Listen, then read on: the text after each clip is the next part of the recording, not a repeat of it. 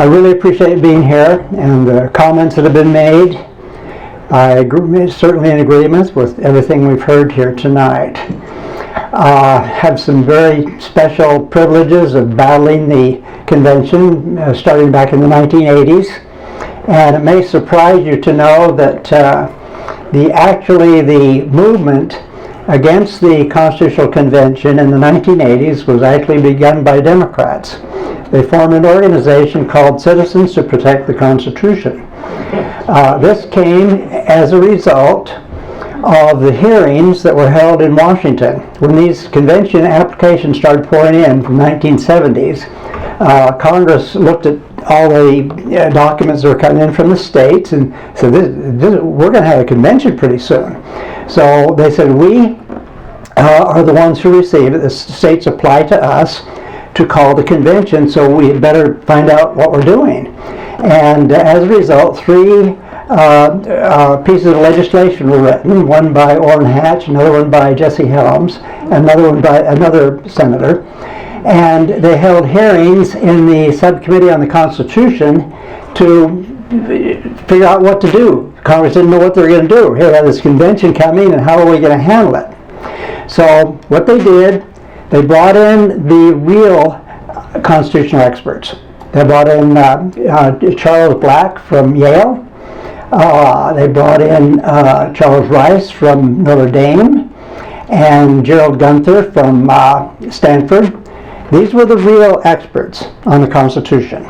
And they held hearings in 1979. And during those hearings, the experts on the Constitution, totally without an agenda, turned them off. They said, well, we've got a problem coming. Here all these states are rushing into a convention, and these experts have told us it'll be a disaster.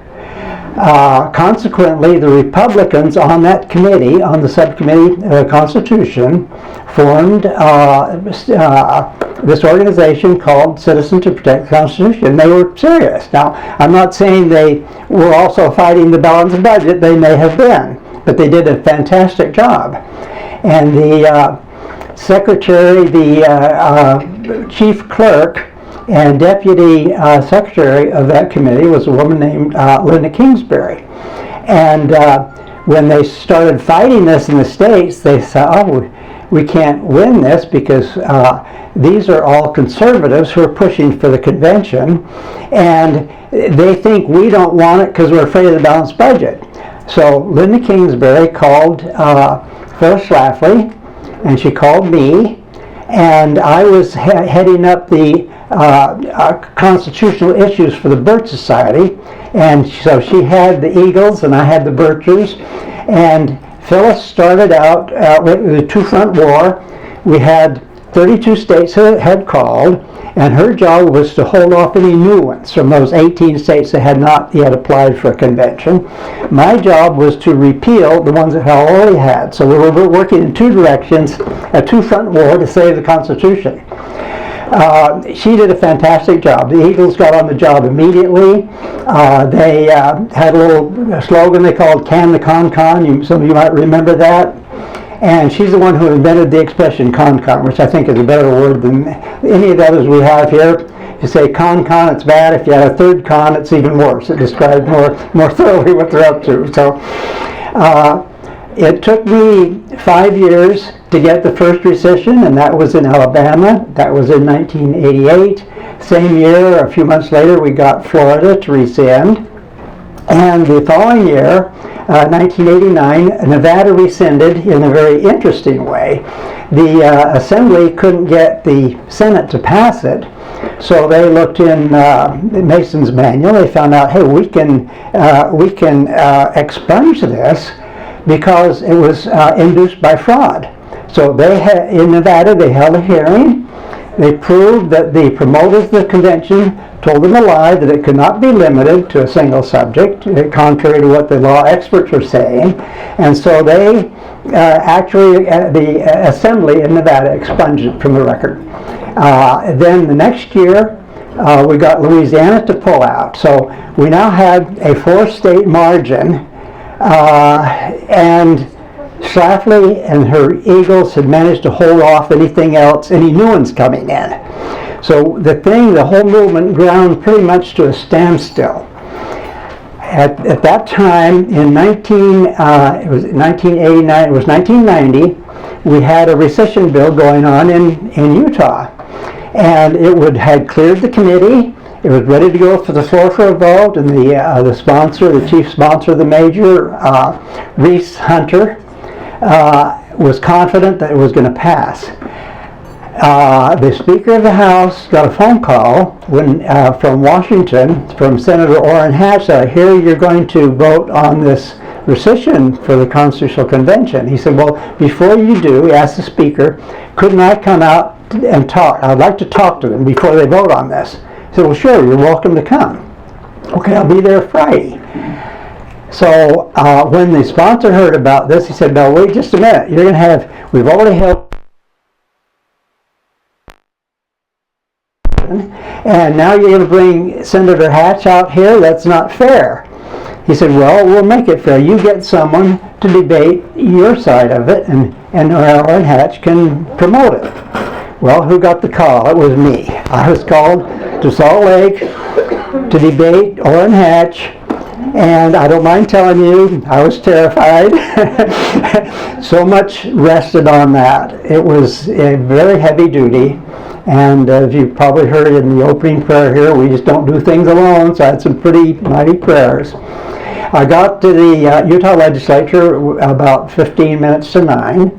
And the Speaker of the House said, we're going to conduct this in a formal debate. We're allowing 48 minutes for both of you. A 7-minute introduction from each of the, from Senator Hatch, and 7 minutes, 15 minutes, no, it was 7 minutes. 7 minutes from each of you, and then 2-minute rebuttal times from the floor. So I'm sitting there waiting for the session to open, and I saw these men coming out of a little anteroom just outside the House chambers, and they were carrying little yellow slips of paper. And I didn't figure out what that was until the debate started. Senator Hatch was in there writing questions for them to ask me. And so they were all coming out with these planted questions that are really going to trip me up. And it actually backfired, because the way the debate was set up, the questions from the floor would be alternately. A question to me, I'd have 2 minutes to answer, and the question to Senator Hatch, and 2 minutes for him to answer. They had a timer and everybody, very well controlled, very well monitored. So I finally figured out these little yellow pieces of paper, these are what they're supposed to ask me. And it worked in my favor, because by the time I got through answering in my 2 minutes, I didn't have time to frame a new aspect of the issue. But the notes did. Hatch framed, he saved me all this time by bringing up the very questions I wanted asked. So, here you talk about the hand of Providence. So, it went very well. I was a nervous wreck. I was kind of holding my own. And the last question to ask came from a man on the floor. Had his little yellow piece of paper written by Orrin Hatch. He said, Mr. Fotheringham, do you see anyone in this room who would ratify a bad amendment? I said, no, Mr. Walker, I do not. I don't see anyone here who would do that. But I'll tell you a funny thing that happened. Back in 1933, when your fathers sat in this chamber, they were determined that they wouldn't ratify any bad amendments either. I don't think you would, and they did not intend to. But a funny thing happened. Congress read the fine print in Article 5 and discovered that they didn't have to send it to the state legislatures. There were other legislatures beside Utah that were not going to ratify the 21st, they were not going to repeal the 18th Amendment, which is prohibition. There were other dry states in this part of the country that were not going to. So they took it out of the hands of the legislatures and put it in ratifying conventions, which you can do according to Article 5. Well, what they did, they tricked the states. Congress got them to do a statewide poll of how many are for the sale of liquor and how many are against. And then they made up ratifying conventions of everyone who wanted to approve of the 21st Amendment, the repeal of prohibition. In Utah, they got 27 men, and I was explaining this to the legislature. They got 27 people who wanted to drink booze, and here the driest state in the Union became the 36th state, which at that time was 3/4, to ratify. The Mormons gave drinking to the whole country right here in this body, and your father sat here wondering what happened. I said, before you send anything out here in the way of a convention, if they know they've done something you're not going to like, you'll never see it again. It will never come back to this legislature. And I said, so I agree with Mr. Walker. No, there's no one here who would ratify a bad amendment, and there was no one among your fathers who would ratify a bad amendment. But this is how they get around it. I said, beware of what you send out of here. Well, that was the end of the debate. The vote was taken. I beat him by 6 votes. Now, Orrin Hatch is a very proud man. He was very unhappy, very unhappy. But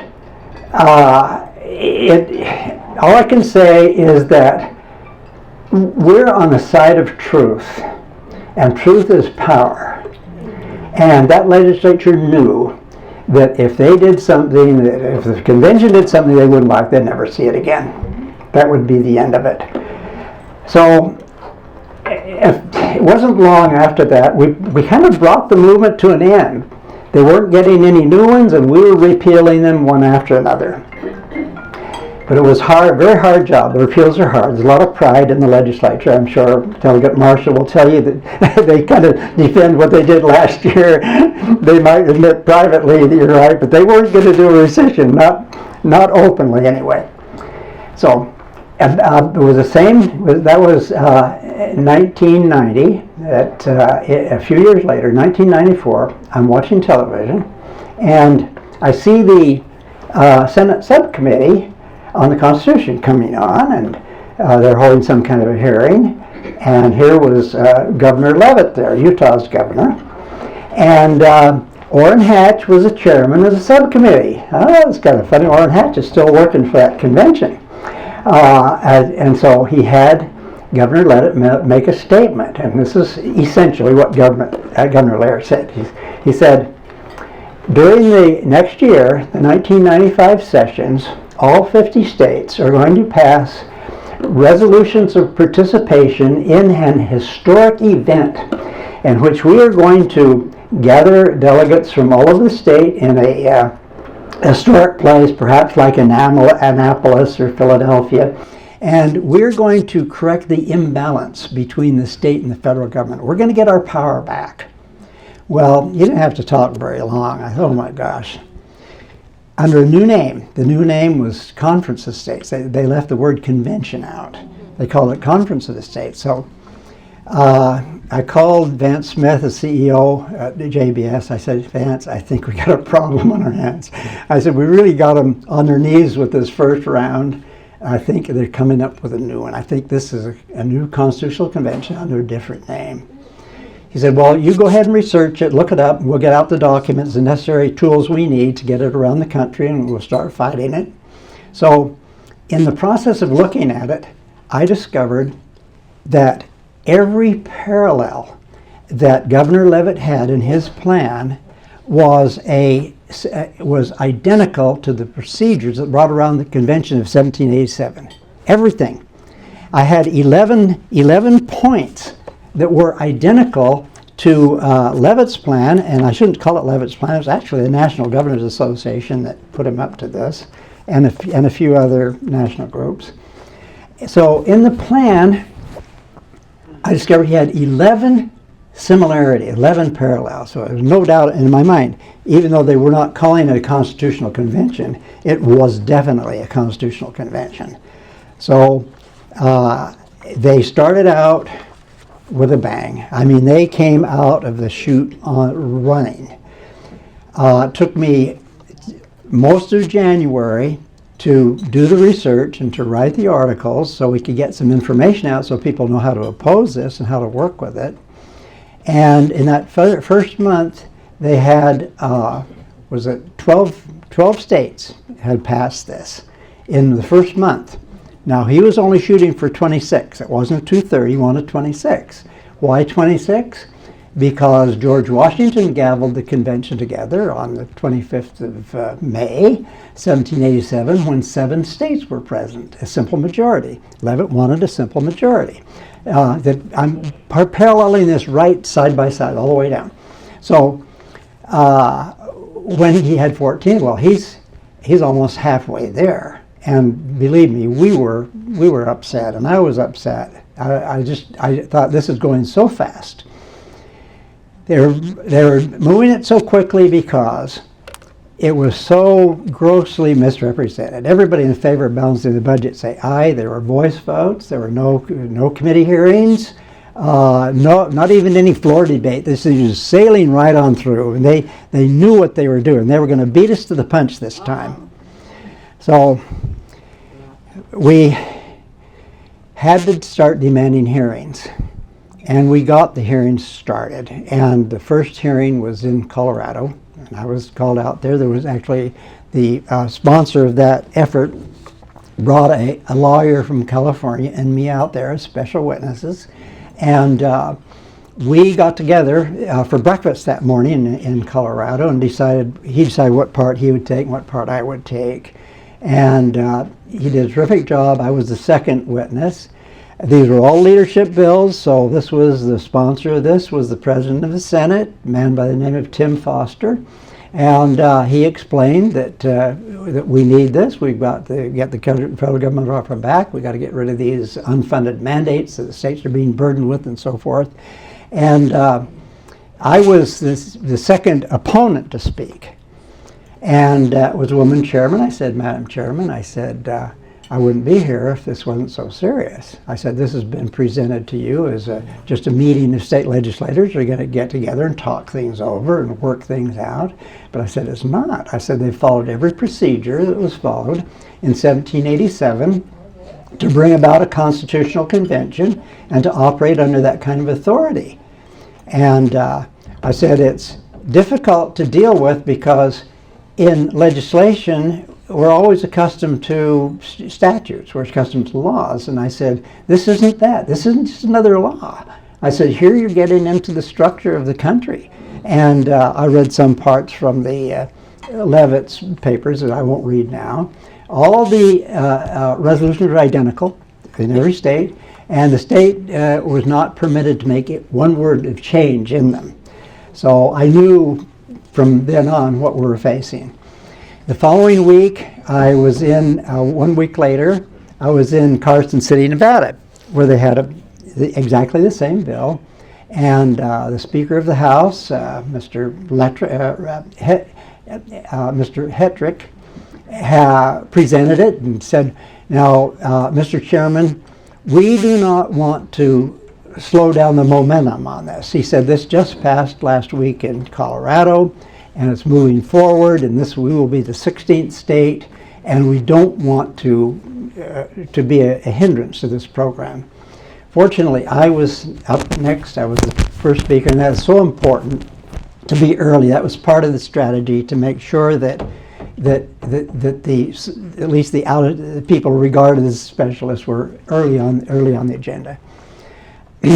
I said, Mr. Chairman, I said, in all due respects to the Speaker, Mr. Hetrick, I said, I was in Colorado a week ago today. I attended those hearings, and it was not passed in Colorado. I said, it's true, they didn't take a vote, and I finally figured out what the trick was. The leadership, they wouldn't take a vote. They weren't going to embarrass anybody. They'd just keep the thing hidden until it's forgotten, and they could go around the country saying they haven't had a failure yet. Anyway, I said, they did fail. I said the Colorado Statesman interviewed all 11 members of the House Judiciary Committee in Colorado, and not one of them plans on voting for this. So why? Fortunately, I had to be there. Nobody else knew that they didn't pass it in Colorado, but I knew that they didn't, and that was amounted to a victory in Nevada. Okay, this goes on, and the way it worked out, I had a hearing every week, but no duplicates. I was always afraid I couldn't be in two places at once.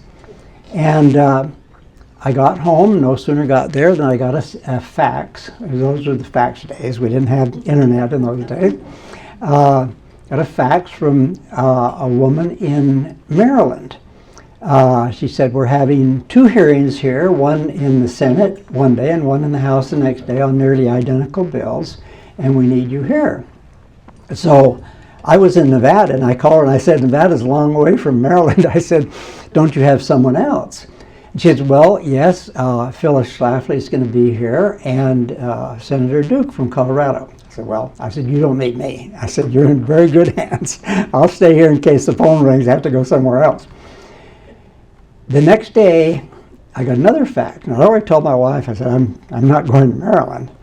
So I get a fax, and it's from Betsy Boyce. She said, dear Mr. Fotheringham, Phyllis Schlafly can't be here. Senator Duke can't be here till the next day.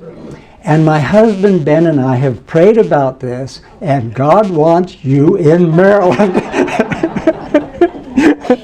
So I had this fax in my hand, and I went in the kitchen to my wife, and I said, Jean, I'm not sure, but I think I'm going to Maryland. And she looked at it, and she started to cry.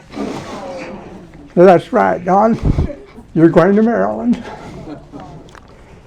And Annapolis is a beautiful place, and there's a great spirit there. And they put me in the room, at least allegedly, where Alexander Hamilton was when they had the first shot at the convention, where only 5 states showed up the fall before. So there was a beautiful spirit there, and the first hearing in the Senate was conducted by a man by the name of Blount, one of our founders' names, and I told him I was very happy to testify before him, mainly because of his great name. And I read off the states that had gone through without any hearings, and I said, I'm so grateful to be here, Mr. Chairman, because I said, this passed in Arizona, Arkansas, Delaware, Idaho, Iowa, Kentucky, Missouri, Nebraska, Ohio, South Dakota, Tennessee, Utah, Virginia, and Wyoming without any hearings. And the chairman said, oh my. So he wanted me to explain the whole thing. I was not rushed. At one point, I thought, well, Mr. Chairman, I'm sure you'd like me to wrap up oh, no, Mr. Fotheringham, we need to hear this. So I had an opportunity to give enough information there to kill it in the Senate hearing, the next day to kill it in the House. And on my way out there, well, actually, I had the agenda for this conference of the states that they were calling it, because there's a publication called National Legislature, and they put out the agenda. So I knew where I had to go. I knew where I had to go to fight this, and also what the record was, where they stood on the project. And I knew there was it had already passed the Senate in Pennsylvania. I thought, oh, well, I'm out here in this part of the country.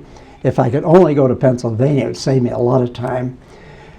And that morning in Annapolis, I'm packing my bags, and I get a phone call. Don, you won't believe this. You and Senator Duke have to be in Harrisburg tomorrow morning at 9 o'clock. You're going to hold a hearing, no more than 15 minutes and no more than 2 speakers. That'll be you and Duke, 7.5 minutes each. I said, we will be there. So here I was headed for the airport, but no, I'm not going back home. I'm going to Harrisburg, and guess who drove me and Senator Duke to Harrisburg? The couple that stays together and prays together, Betsy and Ben Boyce, drove us all night long to get us over to Harrisburg. And the chairman there, named Robert Fleck, had promised Governor, what's his name? I forget his name right now. Anyway, they promised the governor, he became head of Homeland Security. Rent, Younger Rent, right. Anyway, he had promised him that this was no hearing, this would go straight to the floor, don't worry about anything. So I had 7 minutes to save the country. And I said, Mr. Chairman, I said, I've come a long way, and I wouldn't be here if this wasn't so serious.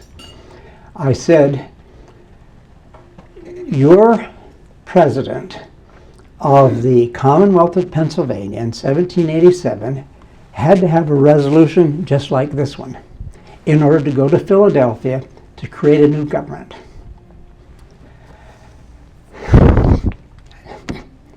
I said, that's what you're doing. I said, this isn't legislation as usual. This is changing our form of government. And I said, I have the resolution this body passed in 1787. I got it here in my briefcase. And what you're doing today is the same thing that was done with Benjamin Franklin to get him to the convention. And that was all it took. That was all it took. And it never left that committee.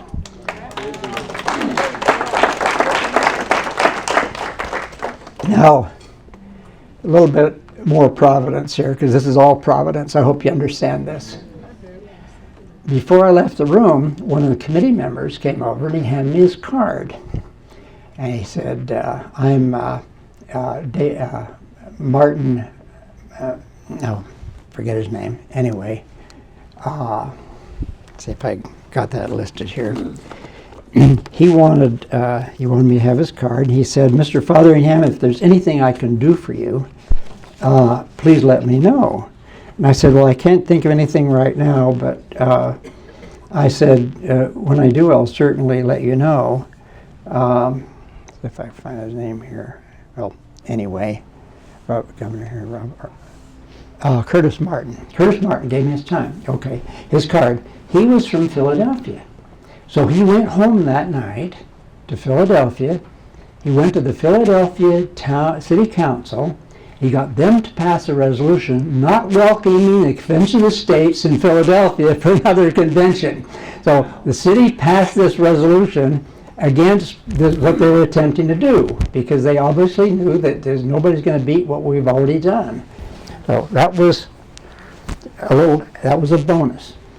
Before leaving, Senator Duke and I were waiting for our rides downstairs in the lobby, and a man by the name of a representative by the name of Armstrong came. He said, I wanted to see you, gentlemen. He said, maybe you'd like to know how come he changed his mind that he was going to have a hearing. You would like to know. I said, well, he said, a couple of young men came around and they brought me the article that you had done. This is a reprint that was called Con Call that I had done for the New American. And he said, I read this article, and he said, the reason I read it is because these young men were so different. He said they were just clean-looking guys, and I wanted to read it. And he says, then I realized what was going on, and I got a few of my other colleagues to read it. And he said, we went to Robert Fleck, and we said, okay, if you don't hold hearings on this issue, from now on, we're going to vote with the Black Caucus. We are going to oppose everything that you do until you hold hearings on the Constitutional Convention issue of the South. So that's how it came about. So you see, those two young men were just doing the right thing, weren't they? They were just doing the right thing and made it possible to bring the truth out in time. Once again, I got back home and I got a call from New Mexico. We're holding hearings in New Mexico 1 week later, on the dot, every week.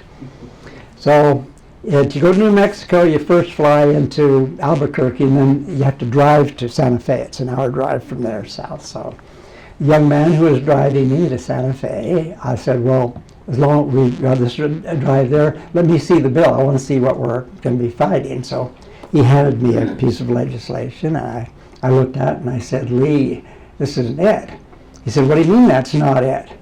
I said, this is not the application. This isn't the what they call resolution of participation. I said, this is just an appropriation for delegates to go to pay their way. I said, this is not what we want to fight. And we brought you here all this way for nothing.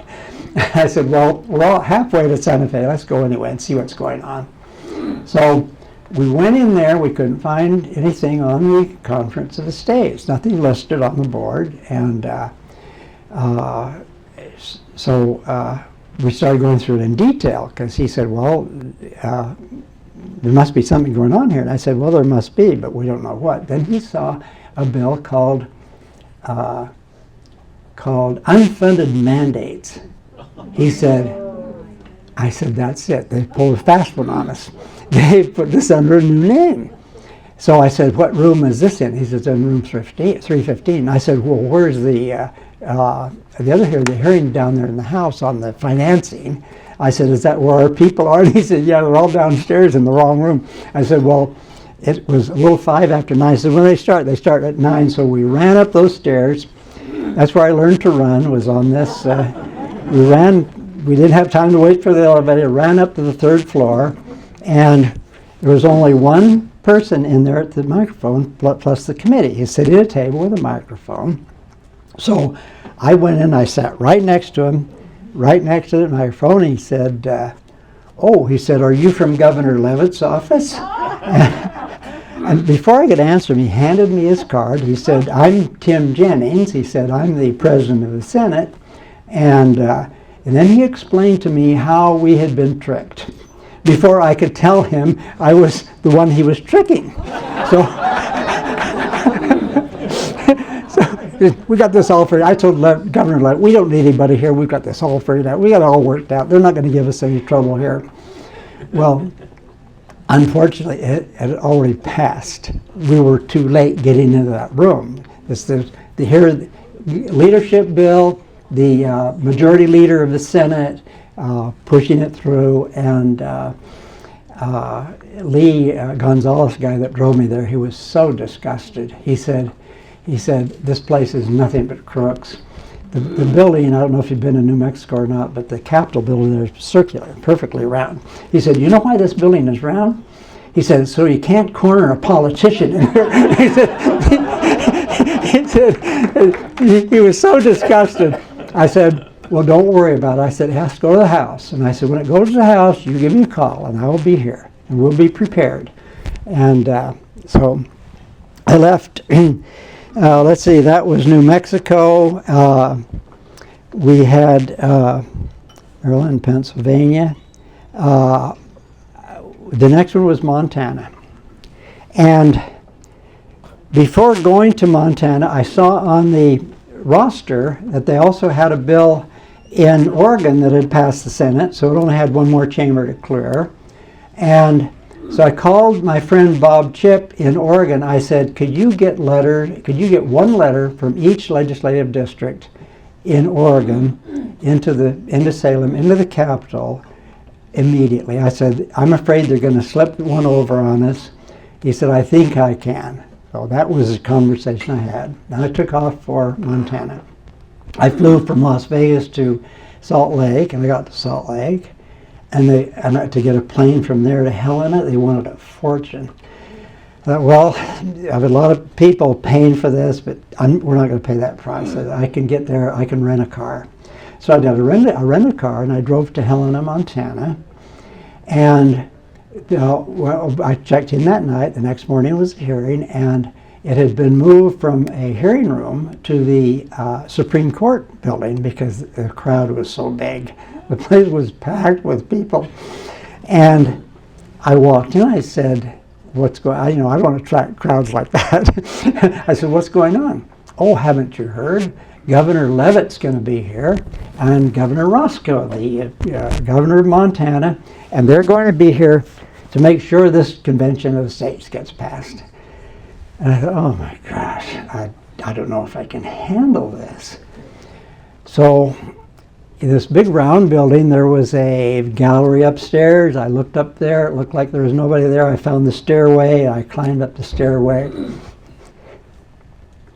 Now, I kneeled down. I said, Heavenly Father, I can't do this. I cannot beat these two governors. They're very popular governors. They're conservative governors. There's nothing I can do unless you help me. And he did. He did help me. I guess if you wanted to put it bluntly, the Lord picked up Governor Leavitt's foot and put it in his mouth. He'd prepared a trick. He was going to pull a trick on me to try to discredit me. And he had a man on the committee prepared to ask this question and hold up this magazine. He said, Governor Leavitt, I noticed that the New American has your picture on the cover. And Governor, oh yes, he said, I'm so proud. It's the first national magazine I've had my picture on the cover. And I see that Mr. Fotheringham here says that when you were working for the Goals 2000, that you were promoting that. That was the forerunner to the current educational federal takeover. And he says in this article, this magazine, Governor Leavitt, that when you were on the Goals 2000 committee, you turned our children over to the feds. Governor Leavitt, did you really turn our children over to the feds? He said, I'm glad you asked that, Mr. Davis. He said, because I need to explain that. He said, the National Governors Association wanted me on the committee to make sure those objectives were not completed. He said, that was my purpose on being on that committee. And so fortunately, I got called back. The guy that was on the committee that was supposed to make sure I got back to the podium, you know, it's not like in school. You just don't hold up your hand and say, teacher, me next. You wait to be invited. And he had kind of dozed off, and I was trying to get his attention. I need to come up there. So he finally woke up and said, I'd like to ask Mr. Fotheringham a question. And I told him earlier, he said, what do I ask you? If I'd have to ask a question. I said, it doesn't matter, just get me back to the podium. He asked me the dumbest question in the world. So fortunately, it didn't matter because I had a chance to comment. I said, very interesting that Governor Leavitt has told us that he worked on the Goals 2000 in order to thwart the program. But I said the Utah Education Association gave him $20,000 campaign contribution thinking he was supporting Goals 2000. I think in all fairness, the governor should refund the money to the Utah Education Association for thwarting the very thing that they thought he was doing. Well, they started to laugh, and that's how we beat him. He discredited himself. And so we beat him by one vote in Montana. So the story goes on. Remember, I was driving a rented car. So I'm driving back to Salt Lake, and I heard on the radio the Governor Leavitt about the hearing there in Montana. He was in his private jet flying to Oregon. And I thought, well, I know what he's going there for. And I was right. He went over there. I found out later. He went over there to see his friend Ray Baum, who was the Speaker of the House. He said, don't hold hearings, send it to the floor. Well, I'd already talked to Bob Chip, and he got his letters in, and they killed it on the floor. So just imagine. So anyway, I got back to Salt Lake, and I'm a cheapskate. I still had 2 hours left on my rented car, so I wasn't going to turn it in until the very last minute. And I parked the car in the parking lot at the airport, and of course we didn't have cell phones. You'd go to somewhere where they have a bank of phones. So I went to the airport and I called my wife. She said, where are you? I said, I'm in Salt Lake. She said, you're supposed to be in New Mexico. They're holding hearings in the House this afternoon. She said, your ticket's at the United counter and the plane leaves in 20 minutes. And I hadn't checked in my car yet. So here goes old the Speed Marine. I ran out of the airport. You couldn't do that today. I'd already been shot in the back.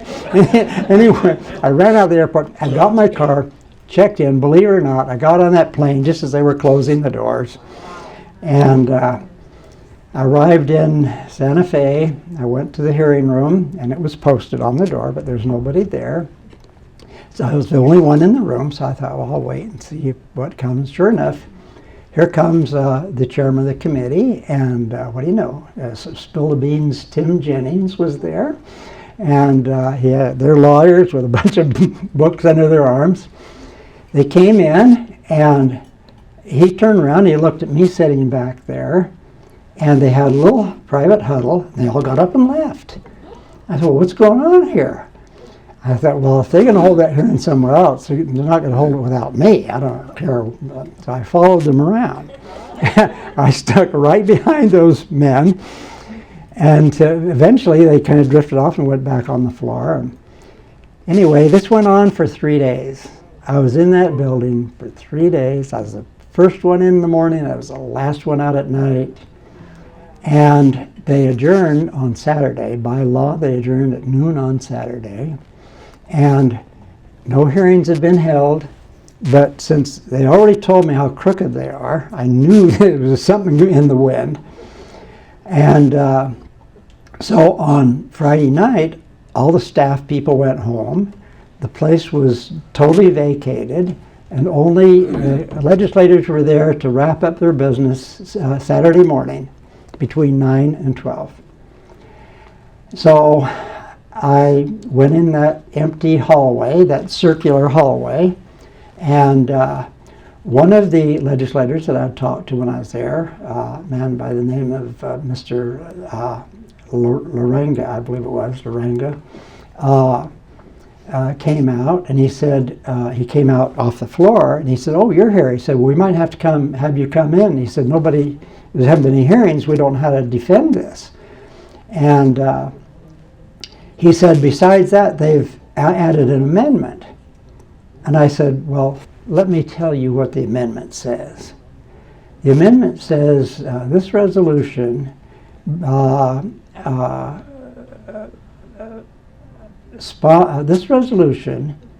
is not to be construed as a constitutional convention pursuant to Article 5 of the Constitution of the United States. He said, that's exactly what I said. How did you know? He said, we just got this.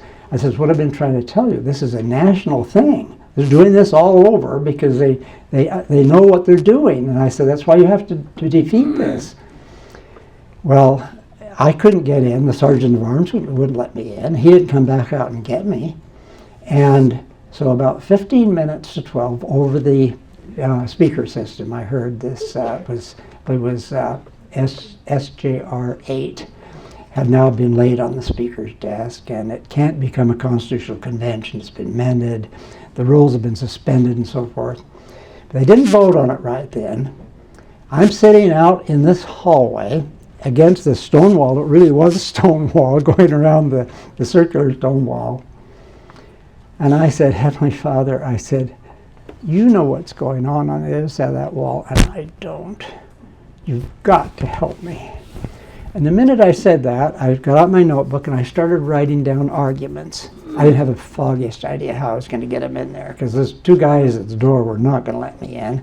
And Mr. Laranaga was his name. Never came out to get me. So I'm writing as fast as I can. I didn't have any idea how I was going to get these in. I thought, I might have to go up in the gallery and make these into model airplanes and send them down. So, I mean, I was thinking of everything to get those there. So anyway, I'm sitting there writing, and somebody's standing right in front of me. And I look up, and it's a young lady by the name of Susan Manning. She was one of the interns that I met during the week while I was working there. And I said, Susan, what are you doing here? I don't know. And I said, Susan, I said, you're a lifesaver. I said, I've got to get copies of these. The copy room is locked. I've got to get these to the men on the floor. I said, the measure's on the speaker's table right now, and they're going to call it up for a vote any minute. And she pulls the key to the copy room out of her pocket, and she started to take off her badge to give me. I said, they're not going to believe I'm Susan. I said, you just keep it. You're going to go on the floor. And they've already kicked me out of there twice. So she got the copies for me. She got them to the floor, and the time was passing by, 10 minutes to 12. They adjourned sharp at 12 sharp. So there wasn't anything more I could do but to go up in the gallery and watch. So they just 3 minutes before the rules are suspended, it'd be straight up and down vote on this resolution. It's something we need badly and so forth, and they started to vote. There were 62 on the floor, and the votes started out pretty even on the wall on the readout, and they were almost tied there for a while, and then the no, which of course we were against this measure, started to go up, and it went up, and it went up. When I got up to 25, when I got up to 30, when I got up to 40, I knew we had it beat, and I'll tell you, my eyes were so full of tears, I could not read. I couldn't read it. I flew out there, went to the telephone, I called headquarters, and I said, you know, we beat him. But you know the answer I got? What the hell you been doing there for 3 days? Well, I've just been having a good time, you know. Anyway, we beat him there. And when I say we, who do I mean? Me and the Lord.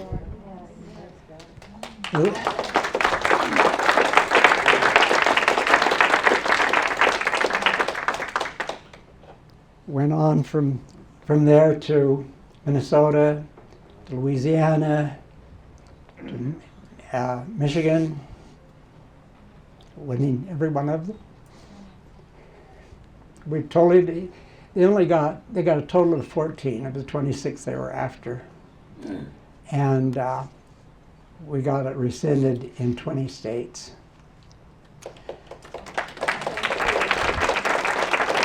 I shouldn't say rescinded. We got it repealed. They dropped out of the race.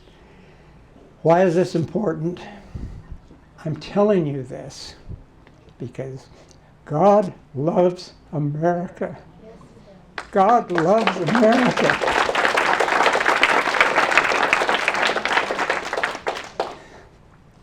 And my gratitude to him was, does this mean if I do all I can do, you'll do the rest? And the answer is yes.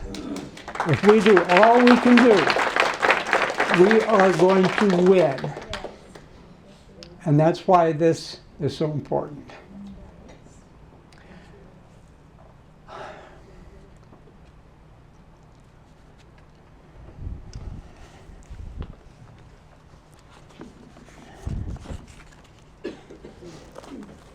What they've done, the promoters, they've shown their own hand because they don't give up. All they do is they come back with a new form of life. And you've heard many of those tonight, so I'm not going to reiterate a lot of what, yes, thank you, of what Seville has said.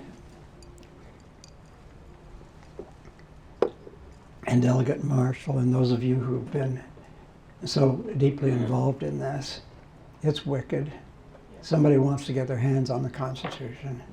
They want to open that convention. So they continuously come up with reasons why they can control it. Now, I used in later hearings a slightly different slant, and I'm going to tell you what I did last year in March of 2015. No, it was just this year in March. I'm skipping over a lot because I think there's a strategy by which we can win. And it is not in debating the merits of these bills, because it doesn't matter what we come up with. This other side has some invention, something that they've convinced people is so. The not Morris, what's his name? The George Mason story. You're one of your good Virginians here. George Mason was a fantastic delegate at the convention.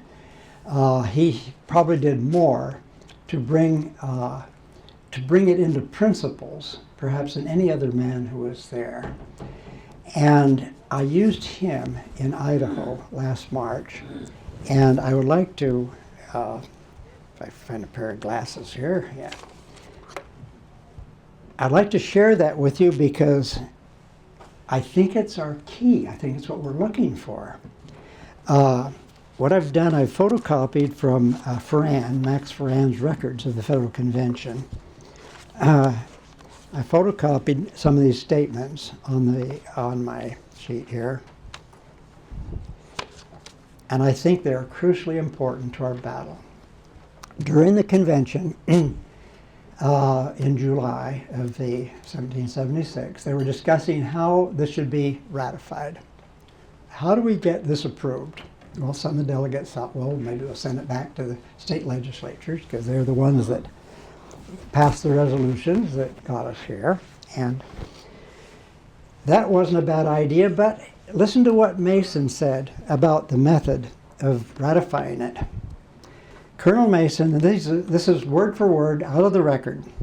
Colonel Mason considered a reference of the plan to the authority of the people as one of the most important and essential of the resolutions. The legislatures have no power to ratify it.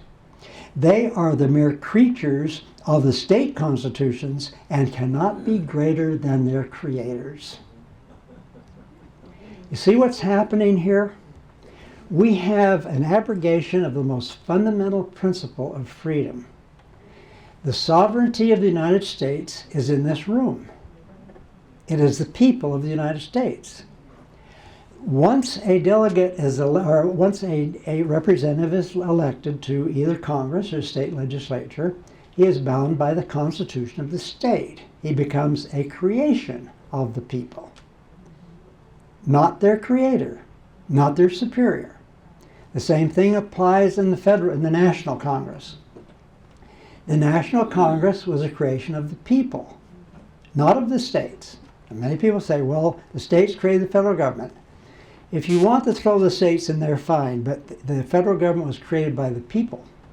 And that's who are the delegates to the Convention of 1787 obeyed. They paid no attention to the resolution from the states. They paid no attention to the resolution from the Continental Congress because they had one mission, and that was the freedom and happiness of the people of the United States. And they were proxies of the people. That is the ultimate sovereign authority of a free country. So here we have Mason saying, "Whither then must we resort? To the people with whom all power remains that has not been given up in the constitutions derived from them." In other words, that's the 10th Amendment type thing, where we haven't given up the power, we retain it. It was of great moment, he observed, that this doctrine should be cherished as the basis of free government. He was followed by James Madison, who said this, I'm quoting from the record, "Mr. Madison thought it clear that the legislatures were incompetent to propose changes." Isn't that what they're doing today? They are proposing the whole smash. They're saying that we're going to hold a convention for getting government under control, we're going to balance the budget, we're going to limit terms, we're going to do these things. They can't. They don't have the authority. The legislature is a statutory body. The convention is a structural body. And ne'er the twain shall meet. You cannot make the rules. In fact, here's what Madison said. He said, "It would be a novel and dangerous doctrine that a legislature could change the Constitution under which it held its existence." That is exactly what they are doing. I used this testimony in Idaho last March, but I wasn't testifying against a con bill. I was testifying against a delegate regulation bill. These are being passed as legislation, not as bills, as authorized by the governor and so forth, not as resolutions. So in the hearing, I said, Mr. Chairman, well, actually the chairman was the sponsor of the bill. And so he turned the committee over to his vice chairman, the chairmanship. I said, Madam Chairman, I said, I'm not going to debate. I didn't come here to argue the merits of this bill. I said, merits don't make any difference at all. Doesn't matter what you're going to impose on the legislators, what you're not going to impose. The point is you don't have the authority to do it. You don't have structural power. You've taken an oath to work under the Constitution of the state of Idaho. And that is the limit of your authority. And then I read these passages from Madison and Mason, and I thought the sponsor, who was the chairman who had stepped aside to sponsors, I thought he was going to die of a heart attack. That man turned completely pale. And that room was completely silent. There was not one word. They knew they were wrong. They knew they could not step out of the statutory realm or the legislative realm and start designing governments, which is the prerogative of the people. The Constitution, I think I've got Virginians here, which I think is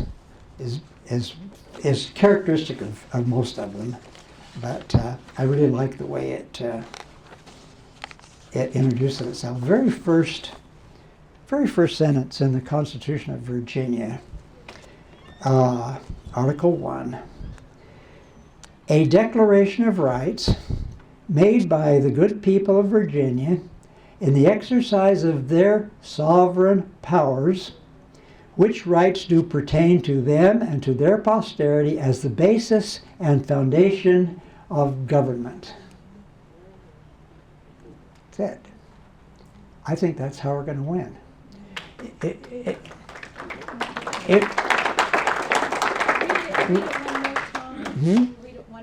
Yes, I'll read it one more time. This is from Article 1 of the Constitution of Virginia. A declaration of rights made by the good people of Virginia in the exercise of their sovereign powers, which rights do pertain to them and their posterity as the basis and foundation of government. What your legislature is doing, they're usurping the power of the people. And those bills are totally invalid. They have no validity. And I'll tell you, they knew in Idaho there was no validity. And the members of the committee that was the sponsor, Senator McKenzie, who was sponsoring it, he just fell apart. And the only thing that he could come out was the same thing he said before I spoke. He didn't answer anything that I said. Nobody answered anything that I said. But the committee stuck with the chairman, and they passed it. However, when it got to the floor, there were members of the committee who used the sovereignty in addition to the demerits of the legislation, and they killed it 2-1 on the floor. So this is what we need to do, and I really don't care, if they want to play games, that's okay, but I knew that they knew, and they knew that I knew. What is going on in the United States is a colossal fraud being perpetrated by these charlatans, convincing legislators that they can do something under the Constitution of the state of Virginia that's going to change the Constitution of the United States. It's absolutely absurd. They cannot do it. Our founding fathers knew they could not do it.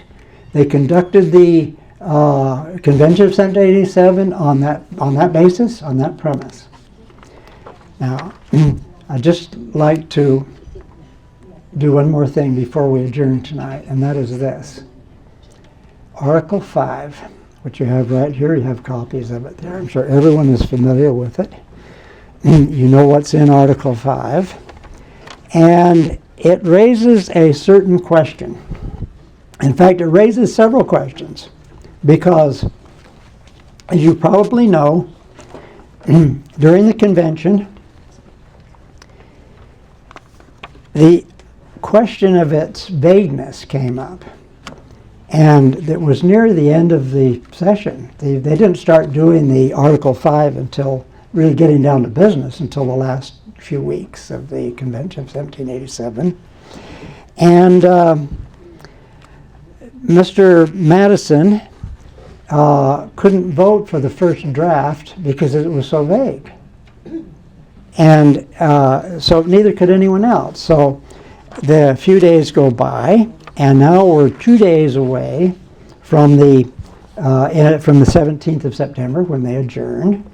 This is the 15th of September, and some very interesting dialogue takes place.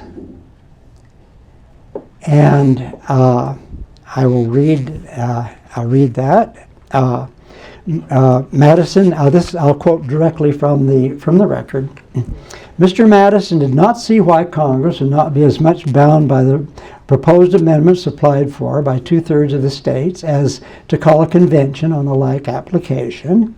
He saw no objection, however, against voting for a convention for the purpose of amendments, except only that difficulties might arise as to the form and the quorum and so forth. Well, have those difficulties arisen? Yes, those difficulties arisen. Everyone is sorry that Article 5, where are the procedures? Where are the rules? I mean, how do we get this going? Who appoints the delegates? And they don't know what to do. Do you want to know why Article 5 is vague? Because Madison realized right at that moment, right at that time, that today's convention is no more sovereign than tomorrow's convention, and that today's convention cannot bind tomorrow's convention. That's why it's written the way it's written. That's why it's purposely vague. It's brilliantly vague, because you cannot have one body dictating to another on the same plane of authority. The next convention is just as sovereign as they were. In legislation, as we know, today's legislature can't bind tomorrow's. They can repeal it the next day. They can repeal it the same day even. And so what we have here, Article 5 is meant to be vague because, and here are Madison's final words. He said, which in constitutional regulations ought to be as much as possible avoided. And that is what they did. They avoided the regulations, the procedures, the rules, because they knew that that would be in the authority of the next convention and that they could not bind it. So as far as they were concerned, the less said the better. And the fact that there was unanimity here, it was voted on immediately after that, what we call vague and bland. They voted on it 7-3 of the 10 states that were there. Yes, that is the way it needs to be. We cannot do any more in the way of regulations concerning conventions. Okay? So I think that will help. I think that is absolutely correct. I know that we're not in this battle alone. And I want to thank all of you people who've done so much. It's such a blessing for me to be here. Thank you, and God bless you.